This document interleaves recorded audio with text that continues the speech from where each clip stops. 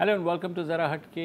मुबशर ज़ैदी और वसतुल्लाह ख़ान का सलाम कबूल कीजिए। आज जुमा है और हस्ब मामूल आपकी कॉल्स दी जाएंगी। हमारे रेगुलर कॉलर कामरान अली हमारे साथ मौजूद हैं नवाबशाह से, उनसे ही पूछते हैं। जी कामरान भाई। अस्सलाम वालेकुम। वालेकुम अस्सलाम, कैसे हैं? अल्हम्दुलिल्लाह। हीरोइन बेचने वाले से कहा लैला ने, ये जो पाउडर है सुंघा दो मेरे परवाने को, ताकि मर जाए किसी रोज नशे के हाथों, कोई पत्थर से ना मारे मेरे दीवाने को। वाह वाह वाह। हर तरफ महंगाई है, अद्वियात भी महंगी है, अशियाए खुर्दोनोश भी महंगी है, और आटा चीनी दाल सब कुछ महंगा हो रहा है।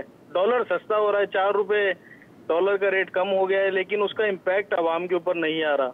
और दूसरी चीज, एक चीज मैं बताना चाहूंगा कि सिंध के अंदर NHA कोई काम नहीं कर रही है। सारा फोकस पंजाब और खैबर पख्तूनख्वा के ऊपर है। ना तो सिंध के रोड रास्ते ठीक किए जा रहे हैं। मुशर्रफ दौर के अंदर जो सड़क मटियारी से लेकर सकरन तक बनी थी, आज तक उसका रिपेयर वर्क भी नहीं हो सका है। आए रोज हादसा होते हैं। NHA के जो चेयरमैन साहब, उनसे दरखास्त है कि यहाँ थोड़ा सिंध के ऊपर तवज्जो दें। ठीक है, बिल्कुल आपके तवज्जुह से बात पहुंच गई होगी। राहिल अशर हैं कराची से। अस्सलाम वालेकुम राहिल। जी अस्सलाम वालेकुम। वालेकुम अस्सलाम। जी भाई। जी मुबशर साहब, मैं ज़रा आजकल के हालात में आपसे 3 बात करूंगा। एक पहले जो ये है कि 1962 से जो हमारे सियासतदानों के खिलाफ गद्दारी के मुकदमे दर्ज होते हैं, मेरा ख्याल अब वो सिलसिला बंद होना चाहिए, क्योंकि ये चीज़ अब ठीक नहीं है कि जी जो आपके मुखालिफ हैं उनको आप इस गद्दारी का लेबल लगा के उनको गद्दार बना दें। आज़ाद कश्मीर के सिटिंग प्राइम मिनिस्टर को आपने गद्दार बना दिया, तो इंडिया क्या सोचता होगा? जो कश्मीर का डिस्प्यूट है, आधा कश्मीर का प्राइम मिनिस्टर हमारा ही साथी। एक बात। दूसरी बात मैं करूंगा जी, इमरान खान ने जो आज तकरीर की है उसमें ये थोड़ा सा हुआ कि देखिए इमरान खान साहब को हमारे इदारे जो हमारे लिए सबसे ज्यादा मुकद्दम है, उनको इस तरह नहीं घसीटे कि जी वो इलेक्टेड लोगों के ऊपर मॉनिटरिंग करते हैं, अगर वो करप्शन करते हैं तो उनसे इस्तीफा मांग लिया जाता है। ये उनका काम नहीं है। मेरा बैकग्राउंड भी पूरा आर्मी से ही है, तो मैं इसलिए ये बात कर रहा हूँ कि उनका काम ये नहीं है। आप उनको मत घसीटें अपनी सियासत के अंदर।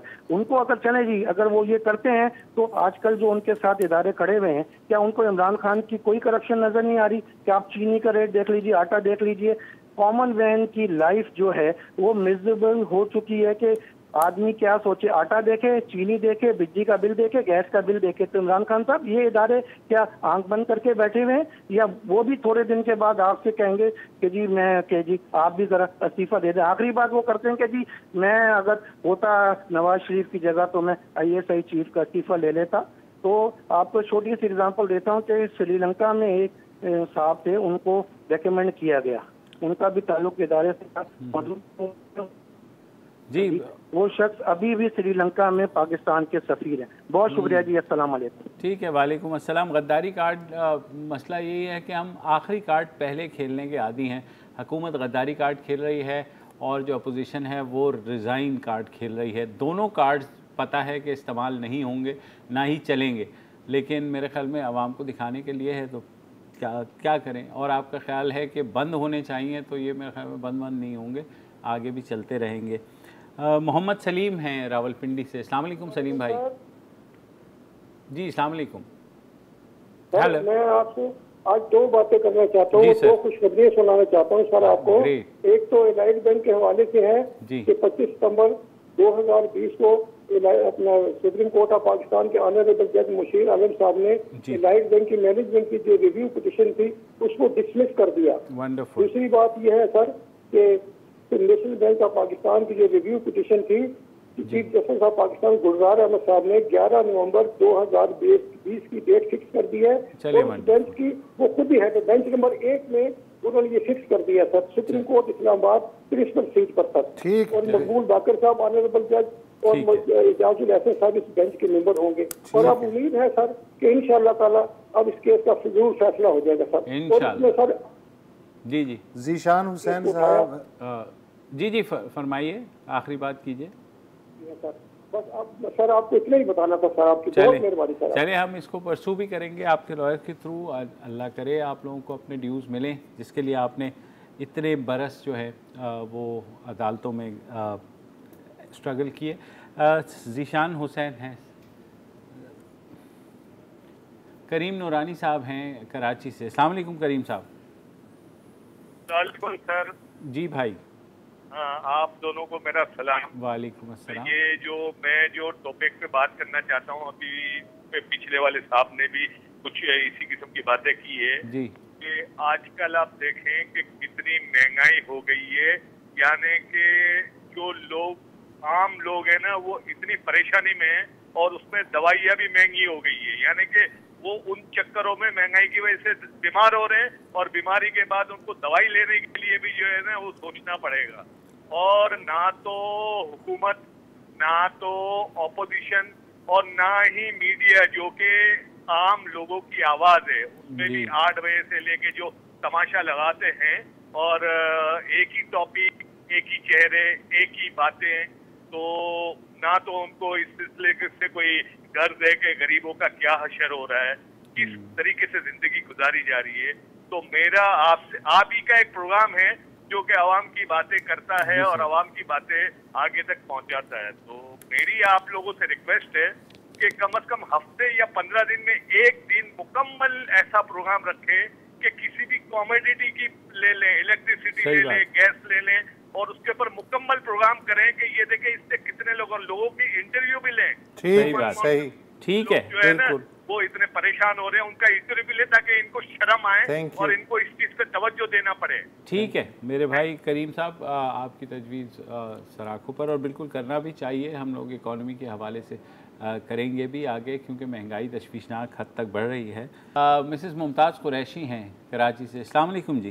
वालेकुम मेरे भाइयों, खोड़ू साहब के मेरा नजर नहीं आ रहा है जी, तीसरा भाई नजर नहीं आ रहा है वो आज गैर हाजिर हो गए, मंडे से आ जाएंगे। अच्छा, मैं एक चीज कहना चाहती हूँ, काश मेरी सेहत इतनी अच्छी होती कि मैं ऑपोजिशन की तहरीक में खुद शामिल होती और सिर्फ महंगाई का रोना रोती। आप यकीन जाने लोग खुदकशी पर मजबूर है, लोग एक एक चीज के लिए तरस रहे हैं। जी जी बिल्कुल सुन रहे हैं। बिल्कुल, मैं आपको कह नहीं सकती, बता नहीं सकती जो हाल है इधर। और इनको सिर्फ गद्दार, चोर, बदमाश, इनके अलावा कुछ आ नहीं रहा। खुदा के लिए अल्लाह ताला मेरे मुल्क पर रहम करे और गरीबों की हालत को दुरुस्त करने की तरफ। जी आमीन। बिल्कुल इमरान खान जी, इमरान खान साहब से आपका शिकवा बिल्कुल वजह है, बहुत से लोग भी शिकवा कर रहे हैं। जीशान हुसैन हैं सिडनी ऑस्ट्रेलिया से। जी जीशान। अस्सलाम वालेकुम। आप दोनों साहब की खिदमत में। जी सर, मुझे बात ये करनी थी कि यहाँ से हम बैठे हुए देखते रहते हैं सिचुएशन पाकिस्तान की और पढ़ते रहते हैं ऑनेस्ट टू गॉड। और अभी मैं रिसेंटली आया भी था पाकिस्तान, तो वहाँ पे सिचुएशन बद से बदतर की तरफ ही गामजन है। 2 साल पहले ही आए, उसके बाद आप देखें रफ्ता रफ्ता तमाम पाकिस्तान का टैलेंट खत्म हो चुका है। लोग इतने यूथ अब इतने ज्यादा फ्रस्ट्रेटेड हैं, लोगों की कोविड में नौकरियां खत्म हो गई हैं। सही। अभी मुझे किसी ने फॉरवर्ड किया कि जी वो एयर मार्शल साहब ने जो है ना वो अपनी तनख्वाह वापस कर दी है कि मेरी मत बढ़ाओ। यार पूरी दुनिया की एयरलाइंस तबाह बर्बाद, जो बम्पर प्रॉफिट दे रही थी वो तबाह बर्बाद हो गई। अपने एम्प्लॉयज को निकालना पड़ा उनको। उन हालात में जब PIA को आपने पूरी दुनिया में बंद करवा दिया, उन हालात में आप इस मुंह से इंक्रीमेंट लोगे और उसके बाद खुद ही उसको रिजेक्ट भी कर दोगे। मतलब क्या तमाशा लगा रखा है। और यही हाल आप बाकी इदारों का देख लें। स्टील मिल का क्या हाल किया इन्होंने, आने से पहले क्या बोला था। जी बिल्कुल। हजारों लोग उसमें एम्प्लॉयड थे, उनको फेक होप्स पे रखा। अब उनका कोई परेशानी हाल नहीं। वो पूछने वाला है PIA की जब निजकारी हो रही थी उसके आगे आगे खड़े हो गए, हमारा फ्लैग कैरियर है, ये तो डूब ही नहीं सकते। जैसे दुनिया में कहीं और ऐसा कभी हुआ ही नहीं। न सिर्फ ये, इसके अलावा तमाम बड़े बड़े इदारे देख लें। अभी वो मैं उनका FIA के डायरेक्टर साहब की बात सुन रहा था, वो कह रहे हैं 87 बिलियन SSGC के देने थे। उसके दरमियान में ये अपने आरिफ नकवी भाई के चक्कर में ये जो है बीच में आ गए, कूद गए कि नहीं ये तो तुम गलत करो, इन्वेस्टिगेशन करो। भाई इस तरह से चीजें नहीं चलती। आप तंबू लगा रहे हो कि लोगों ऐसे ऐसे काम करते हैं कि जैसे दुनिया में पाकिस्तान में ये काम आज तक हुआ ही नहीं था। गरीब लोग जो फुटपाथ पे सोते थे उनके लिए तंबू लग रहे हैं। कहाँ गए वो तंबू? इसी तरह से कभी कोई केस, कभी कोई केस, कभी मुर्गी। जैसे लग रहा है कि इससे ज्यादा माइक्रो इकोनॉमिक पूरी दुनिया में किसको पता ही नहीं थी। भाई इन तमाशों से निकलो। एक बहुत तेजी से बढ़ती हुई आबादी है जिसको जॉब चाहिए, जिसको एजुकेशन चाहिए, जिसको दुनिया में आप किसी काबिल करो, लेकिन उसका नुकसान जो अवाम को हो रहा है वो नाकाबिल तलाफी है एवरी पासिंग डे। सही कह रहे हैं। मुझे यही कहना था। ठीक है, थैंक यू। बिल्कुल आपके दर्द को समझते हैं। बैरून मुल्क जो पाकिस्तानी हैं ज़ाहिर है वो बहुत ज़्यादा सेंसिटिव भी होते हैं। जब यहाँ से ख़बरें जाती हैं बाज़ औक़ात स्नोबॉल होके भी पहुँचती हैं बहुत, तो और व्हाट्सएप का ज़माना है आपको पता है। मिसेज़ अमजद हैं पेशावर से। जी अस्सलाम वालेकुम। जी वालेकुम अस्सलाम। जी जी फरमाइए। मुबशर भाई। जी फरमाइए। मुबशर भाई, मैं आपसे एक बात करना चाहती हूँ, बल्कि तमाम लोगों से आपके तवज्जुह से ये बात करना चाहती हूँ कि हर तरह के मसाइल देखे जा रहे हैं। कराची में LHA का काम नहीं हो रहा, बहुत ज़्यादा महंगाई बढ़ गई है, मेडिसिन बहुत ज़्यादा महंगी हो गई है। ये तो जिन जिनको उनसे वास्ता पड़ता है उनको मसाइल देखने पड़ते हैं। आप अगर पेशावर आए और पेशावर आकर अगर आप लोग विजिट करें तो खुदा की कसम आप लोगों का दिल खून के आंसू रोएगा कि जो ये अरबों रुपए लगाकर इन लोगों ने BRT बनाई है, ये PTI वालों ने, 3 हफ्ते चली नहीं, उसके बाद बंद हो गई। उसके बाद बंद होने के बाद अभी जब हम लोग वो खाली बसों को कभी कभी उस ट्रैक के ऊपर चलते देखते हैं तो दिल खून के आंसू रोता है कि ये हमारा पैसा जाया हो रहा है। ये हमारा पैसा किस शक्ल में इन्होंने जाया किया है। ये बाकी सारे इनके प्रोजेक्ट जो कागजात पे ये काम कर रहे हैं वो तो होने दें, जो ये बना रहे हैं वो बनने दें। इनकी तकरीरों से भी कुछ नहीं होने वाला। बिल्कुल ये 7 साल से ये इनका सेकंड टेन्योर है, ये सेकंड टाइम है कि ये लोग यहाँ पे गवर्नमेंट में हैं, KPK में। लेकिन अगर इतने 7 साल 8 साल गुजारने के बाद इन्होंने अगर चंद बसें एक रोड पर चलाई और चलाने के बाद 3 हफ्ते में इनका वो बिल्कुल गाड़ियों में आग लग गई। गाड़ियों में आग लगने के बाद लोगों का जो नुकसान हुआ, लोगों के नुकसान के अलावा इन्होंने कार्ड की मद में जो पैसे लिए हैं, जो इन्होंने BRT के कार्ड्स बना के दिए थे, उनमें जब तक 50 रुपीज से ज्यादा नहीं होंगे तो कोई उसमें एंटर भी नहीं हो सकता। वो 50 रुपीज पड़े हैं, इनके खाते में गए। जो बंदे के पास कार्ड है वो यूजलेस है जब तक कि वो उसको 100 पर नहीं लेकर आएगा या 70 पे नहीं लेकर आएगा, 80 पे नहीं। और उसके बाद फिर बंद पड़ी है रोडें। लोग आज वापस उन्हीं बसों के ऊपर आ गए हैं जो मजदा बसें पहले चलती थी। लोग वापस उन्हीं रक्षों के ऊपर आ गए हैं जो पहले चला करते थे। लोग वापस इतना बड़ा, आप अगर देखें खुदा की कसम, सारे पेशावर को सदर से लेके यूनिवर्सिटी कारखानों तक इन्होंने अंधेरा करके रख दिया। जो इन्होंने दुकानों के आगे फ्रंट से बिजनेस अलग तबाह किए लोगों के, जब तक ये खुदाइयां इनकी रही, लोग भूख के हमारे अपने कारोबार को बंद करने के ऊपर मजबूर हो गए। और जब अब दोबारा कारोबार खुले भी हैं तो ये इतना बड़ा जिनाजा सबकी आंखों के सामने खड़ा हुआ है कि एक जगह से शुरू हो तो लगता है कि अभी पिलर किसी के सर पे पड़ा, ये अभी, यानी इतना डिस्टेंस भी नहीं है सड़क से भाई। अगर आप लोग उसको देखें कि इंसान एक इजीली, मतलब बगैर खौफ के उसके नीचे बंदा ड्राइव कर सके। मैं खुद गाड़ी चलाती हूँ, मुझे अब पहले मैं बहुत फ्रैंकली बहुत आराम से गाड़ी चलाया करती थी, लेकिन अब जब जब मैं BRT के पुलों के नीचे से और इनके नीचे से गुजरती हूँ मेरे दिल में डर रहता है कि जैसे गाड़ियां इन्होंने नाकिस इसके ऊपर चलाई हैं, इसका मटेरियल भी पता नहीं क्या फजूल होगा। जज़ाकुमुल्लाह खैरन। मैं आपका ज्यादा टाइम नहीं लेना चाहती, लेकिन एक्टिव गवर्नमेंट, उसका एक्टिव प्रोजेक्ट और इतना नाकामयाब हो इसकी तवक्को इनसे कोई नहीं कर रहा था मेरा भाई। बहुत शुक्रिया। अस्सलाम वालेकुम। वालेकुम अस्सलाम, बहुत शुक्रिया। ये थी मिसेज़ अमजद जो आपको की कहानी सुना रही थी। अब लेटेस्ट खबर ये है कि शायद 27 अक्टूबर से रिज्यूम होगी BRT। और जो नहीं, आप हंसे नहीं, लेकिन हाँ, लेकिन वक्फा ले लेते हैं। चलिए मुझसे साहब।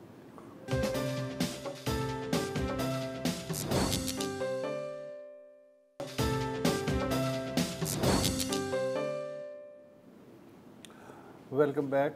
कॉलर्स डे है। हुमा याकूब साहिबा हैं कराची से। जी अस्सलाम वालेकुम जनाब। वालेकुम अस्सलाम। जी जी। आपके गुज़िश्ता प्रोग्राम में एक आपके कॉलर थी, वो खासी मतलब हुकूमती इदारों से नाला थी। काफ़ी उन्होंने गम और गुस्से का इजहार करते हुए ये कहा था कि हम के इलेक्ट्रिक को मुस्तरद करते हैं। तो आपको आपके इस प्रोग्राम में मैं भी ये कहना चाहूँगी कि वाकई हम के इलेक्ट्रिक को मुस्तरद करते हैं, और इसके साथ साथ हम ये भी चाहते हैं कि कोई और कंपनी हो जो इसको टेक ओवर करे, या गवर्नमेंट जो है कुछ और इसके बारे में हल लेकर आए। इसके साथ एक और बात मैं आपसे कहना चाहूँगी कि पूरा कराची बारिश के बाद पानी में डूब गया, पूरा 7-7 और 8-8 फीट पानी जमा रहा, और 1-2 दिन नहीं अभी तक है, और गंदगी के साथ है। उसी तरह गिलाजत, गंदगी, मच्छर, बीमारियों के साथ है। लेकिन गुलशन इकबाल में नीपा से मुल्का इलाकों में पानी नहीं है, वजह कि टैंकर का कारोबार कैसे चलेगा? पानी तो है नहीं। हब डैम में जो 3 साल का पानी जमा हुआ था वो तो भाप बन के उड़ गया। इसी तरह से जो मुख्तलिफ झीलों में पानी जमा हुआ था वो सब भी खत्म हो गया, उड़ गया सारा पानी। क्या जरूरत है देने की? इदारे कैसे चलेगा? कल ही उन्होंने 12 कंपनीज को टेंडर दिए, इदारे को चलाने के लिए, तो टैंकर का कारोबार कैसे चले? तो ये तो इदारे जो है खाने के लिए तैयार बैठे हैं सब कुछ, और जो बच गया है खा रहे हैं वो, उनका बस नहीं चल रहा कि इंसान की रगों में से खून के तो रहा नहीं है, शायद पानी खींच के भी ले जाए तो बहुत अच्छा है। उनसे क्या कि हमें जो ना जहर दे दे, ज्यादा अच्छा है लोगों को। देखिए जहर देने से एक दफ़ा मर जाता है ना इंसान, यहाँ तो ये होता है कि बार बार मारते हैं ताकि आपको कदर हो। फहद शेरवानी कराची से ही हैं। जी फहद। जी अस्सलाम वालेकुम। वालेकुम अस्सलाम। जी भाई, सर मैं 2-3 चीज़ें हैं जो डिस्कस करना चाहूँगा। पहले मुझे एक तो ये कहना था कि ये बातगश सुनाई दे रही है कि वज़ीर आज़म आज़ाद कश्मीर पर जो गद्दारी का पर्चा मुकदमा दर्ज किया गया, उसके बदले में कश्मीर में भी हमारे वज़ीर आज़म इमरान खान के ऊपर गद्दारी का मुकदमा बनाया जा रहा था, लेकिन उसको कंट्रोल करके नहीं होने दिया गया। अगर खुदा ना खास्ता वो मुकदमा, वो FIR जो इमरान खान पाकिस्तान के वज़ीर आज़म के खिलाफ कट जाती, तो उनको वहाँ जाने की इजाज़त भी नहीं होती, कश्मीर में एंटर होने की। और अगर ये हो जाता तो उसका कितना बुरा इफेक्ट आता हमारे मुल्क पे और हमारी कश्मीर पॉलिसी के ऊपर। एक तो ये बात थी, मुझे ये पूछना था आपसे, इसकी कंफर्मेशन चाहिए थी। दूसरा, हमारे वो हुकूमत के बारे में मैं कहूँगा कि वो रांझा कर दी, मैं आप पे रांझा हुई। चोर करप्ट का नारा लगाते लगाते रोज वैलेट होटल की ऐसी खामोशी और चुपके से वारदात डाल ली गई जी कि rose valet hotel official social media account से उन्होंने अनाउंस किया है कि वो रोज वैलेट होटल को बंद करने जा रहे हैं। तो क्या ऐसी वजूहात हैं कि रोज वैलेट को बंद किया जा रहा है? क्या वो सेल हो गया है या लीज पर दे दिया गया है? ऐसी क्या वजह है? और जब खबर आई है उससे कुछ अर्सा पहले से जुल्फी बुखारी साहब भी मंजर आम से गायब हैं जी। तो ये क्या कोई कड़ी तो नहीं मिलती आपस में? और आखिरी बात करना चाहूंगा मैं, DHA कराची का रिएक्शन। बारिश के बाद रोड ज़ाहिर टूट का शिकार हुए, और जो कि ठीक है, एक नेचुरल सी बात है, लेकिन उसके बाद हमें DHA इंतजामिया, DHA की तरफ से कोई डेवलपमेंट पर, कोई मुरम्मत रोड्स की, कुछ तामीर, किसी किस्म का कोई काम हमें नजर नहीं आ रहा। तो क्या आप से जोड़ सकते हैं DHA इंतजामिया के, भाई खुदारा यहाँ के लोगों पर भी रहम कीजिए, DHA में रहने वाले लोग भी पाकिस्तान के शहरी हैं, टैक्स पेयर हैं, DHA को इतना पैसा देते हैं टैक्सेस की मद में, लेकिन DHA हमें अभी तक कोई फैसिलिटेट नहीं कर पाया इस सिलसिले में। ठीक है। जो पहला सवाल था आपका गद्दारी का मुकदमा, जब आप खुद गलत समझते हैं तो अगर कोई काउंटर गद्दारी का मुकदमा है तो जाहिर है वो भी गलत ही होगा, और अच्छी बात है अगर नहीं हुआ तो बहुत अच्छी बात है, क्योंकि मेरे ख्याल में ऐसा नहीं करना चाहिए। एक दूसरे को गद्दार कहने से कोई एंड में फ़ायदा नहीं होता। जी बुस्सा साहब। सही बात है। अशरफ पीर जी हैं हमारे साथ रहीम यार खान से। जी अशरफ भाई। अस्सलाम वालेकुम जनाब। वालेकुम अस्सलाम। जी जनाब, मैं बड़े दिनों के बाद मौका मिला, आज नंबर मिला जी, तो मैं सिर्फ बात इतनी करना चाह रहा था कि पिछले दिनों मीडिया सब चलने की बात है कि जब तीसरी दफा मोटरवे का वाकया हुआ तो मीडिया ने जितनी बदतमीजी ये है उसका तो कोई खिलाफी नहीं हो सकती, और उसमें जो बच्चे छोटे बैठे हुए देख रहे होते हैं, सारा दिन पूरे 15 दिन तक जो सूरत हाल रही है वो इतनी अफसोसनाक है कि टीवी खोलते ही जो है वो डर लगता है और शर्म आती है कि ऐसे ऐसे मीडिया पर बैठ के अल्फाज बोले जा रहे हैं और कुछ कहा जा रहा है। बहुत हैरानी की बात है। क्या इस पर कुछ भी जो है ना वो नहीं होता? आप मीडिया से मुताल्लिक हैं और आपका बहुत जबरदस्त राब्ता है और आपकी बहुत अच्छी बातें हैं, मैं आपके प्रोग्राम बहुत अच्छे देखता हूँ, लेकिन सूरत यार ये है कि अब तो मैं ये जितने प्रोग्राम शाम 7 बजे से लेकर 10 बजे तक चलते हैं मैंने तो देखने बंद कर दिए हैं। तो खुदारा जो है इसके बारे में थोड़ी सी जो है ना आप हमारे साथ। ठीक है अशरफ भाई, देखिए बात यह है कि जिस तरह का वो वाक़या हुआ है ज़ाहिर है उसके ख़िलाफ़ में एक सख्त रद्द अमल सामने आया, जिसके बायस वो हेडलाइंस भी बनी, बातें भी हुई। लेकिन इसमें अब दो राय हैं। एक राय ये होती है कि मीडिया क्योंकि रिपोर्ट करना शुरू हो गया है तो अब बहुत ज़्यादा ये होना शुरू होगा, नहीं रिपोर्ट करेगा तो शायद वो इतना ना हो, लेकिन मेरे ख्याल में चीज़ों को ढक देने से कोई फ़ायदा होगा नहीं। तो एक वक्फा ले लेते हैं।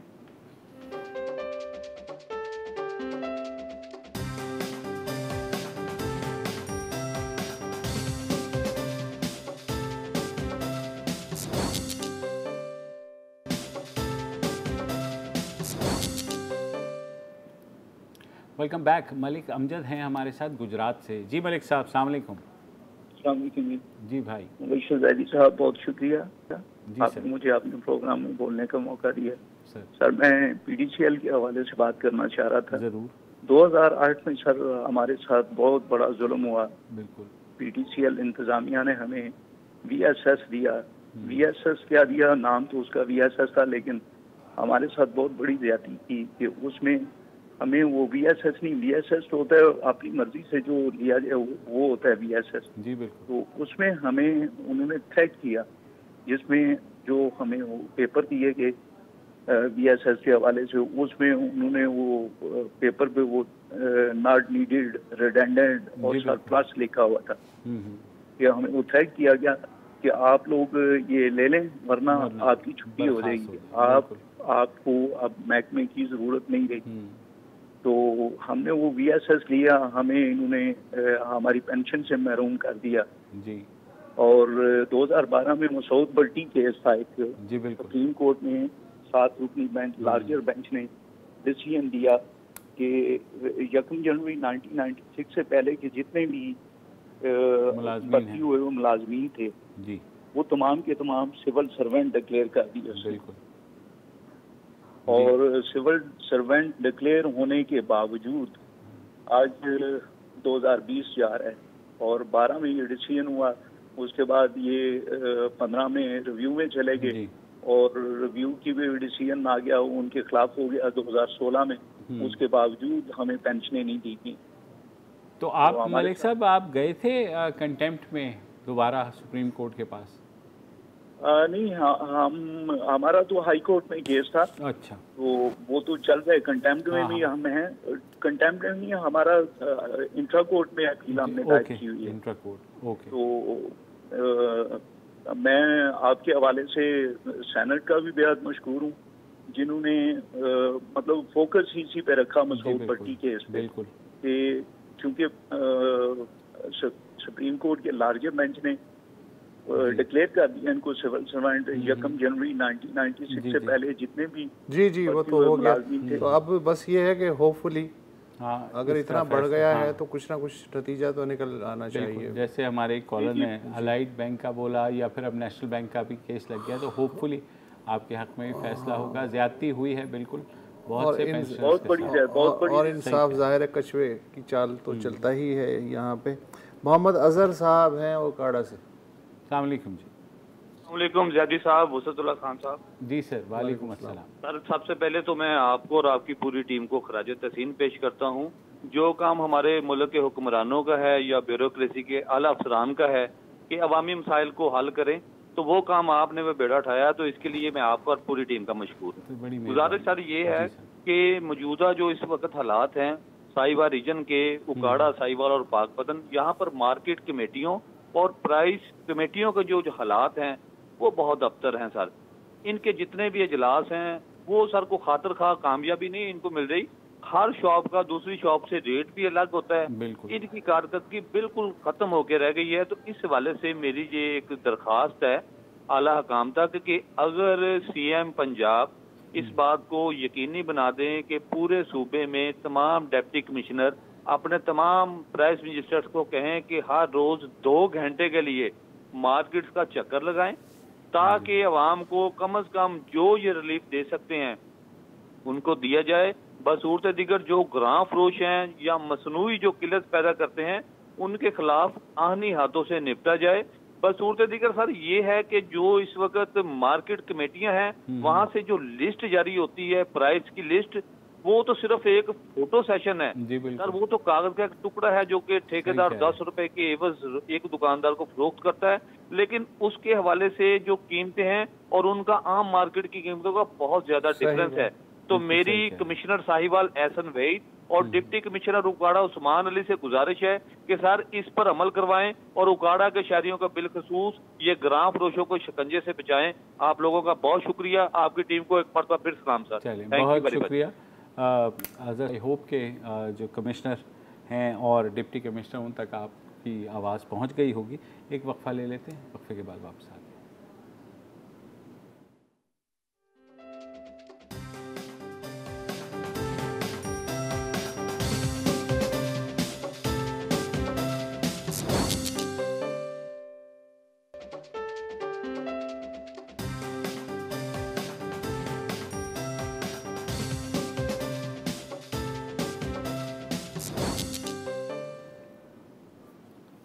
Welcome back. कॉलर्स डे है। मोहम्मद शाहिद साहब हैं रावलपिंडी से। जनाब हेलो जी शाहिद, वालेकुम अस्सलाम। जी भाई, जी फरमाइए शाहिद साहब, आपकी आवाज़ आ रही है। जी सर मुझे ये दरअसल थोड़ा बहुत पूछना है कि मेरी आज से वाइफ की तकरीबन ही तो 9 महीने पहले जॉब लगी थी, ठीक है। जॉब लगने के, मैं पिंडी का रहने वाला हूँ, मेरी वाइफ की जॉब इन्होंने यहाँ से उठा के लाहौर में शिफ्ट करी है, ठीक है। ओके। लाहौर में शिफ्ट करके मेरी एक बेटी छोटी, ठीक है, जो मुझे प्रॉब्लम बनी हुई थी, इस टाइम दो महीने की थी, इस टाइम 10 महीने की है, ठीक है। तो इसके अंदर मुझे ये काइंडली मुझे पता करना है कि गुजार साहब ने ये जो बैन ये अपना लगाया हुआ है, ये किस लिए लगाया हुआ है। एक तो आपको पता है कि पंजाब में लेडीज का रहना वैसे ही अकेले मुश्किल है। आपको पता है कि अनमैरिड लड़की और मैरिड लड़की हाउस से बाहर रह ही नहीं सकती एक दिन भी। इन्होंने 1 साल का बैन लगाया। अब मेरी वाइफ उधर अकेली है, बेजार हुई हुई, कोई ना कोई जानने वाला है, ना कोई आने वाला है, ना कोई जाने वाला है। तो इसलिए मेहरबानी इन तक ये मुझे रिक्वेस्ट पहुँचानी है कि प्लीज़ ये से बैन ये हटाएं ताकि हमारी प्रॉब्लम सॉल्व हो। और मेरे अलावा और भी कितनी है जो वहाँ पे परेशान है लाहौर के अंदर हेल्थ सेंटर के अंदर।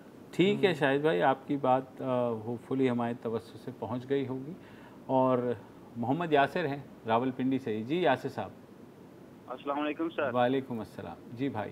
अच्छा सर, ये हायर एजुकेशन कमीशन ने इतना जुल्म किया है बच्चों पे कि 2 साल का बीए और 2 साल का एमए इन्होंने ख़त्म कर दिया है। 4 साल का बीए और 2 साल का उसके बाद एमए कर दिया है।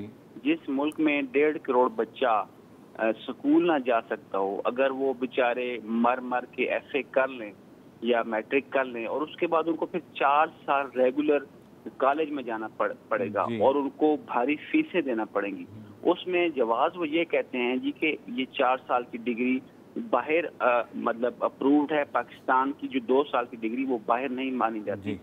भाई जो वालिद बच्चों को इतनी फीस नहीं दे सकता कि वो स्कूल भेज सके, अगर उसका बच्चा एफए कर ही गया है तो उसने कहाँ बाहर भेजना है। बाहर के लिए 4 साल का सिस्टम चलाते रहें और अंदर के लिए 2 साल का बीए कंटिन्यू रखें ताकि कम से कम उनको इक्वल प्लेइंग फील्ड तो बने मिले। और जो 17वें स्केल के लिए एमए के बाद या 12वें-13वें स्केल के लिए बीए के बाद अप्लाई करना चाहें वो कम से कम अप्लाई तो कर लें।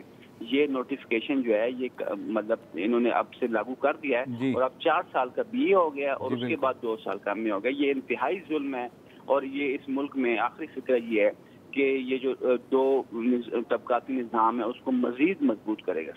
ठीक है यासिर भाई, आपकी तजवीज़ है, लेकिन इसमें खैर और खौस के बाद ये फ़ैसला हुआ है और डुअल मेरे ख्याल में चल नहीं पाएगा, क्योंकि फिर यही होगा कि जो 4 साल का बीए करके आएगा उसको फिर तरजीह मिलेगी उसी 2 साल के बीए के। जो अगर आप तजवीज़ के मुताबिक चलें कि आधे बच्चों को हम 2 साल में करा दें, आधों को 4 साल में, मुमकिन नहीं होगा। वो आपकी बात ठीक है कि बाहर जो है ऐसा होता है, लेकिन कोई ना कोई यूनिफॉर्मिटी तो लानी पड़ती है आपको निज़ाम तालीम में। तो 4 साल का जब बच्चा ग्रेजुएट करके आएगा तो उसको ट्रीट भी उसी तरह से किया जाता है। फिर आज के लिए इतना ही। अब पीर को हाजिर होंगे, इजाज़त दीजिए, खुदा हाफ़िज़।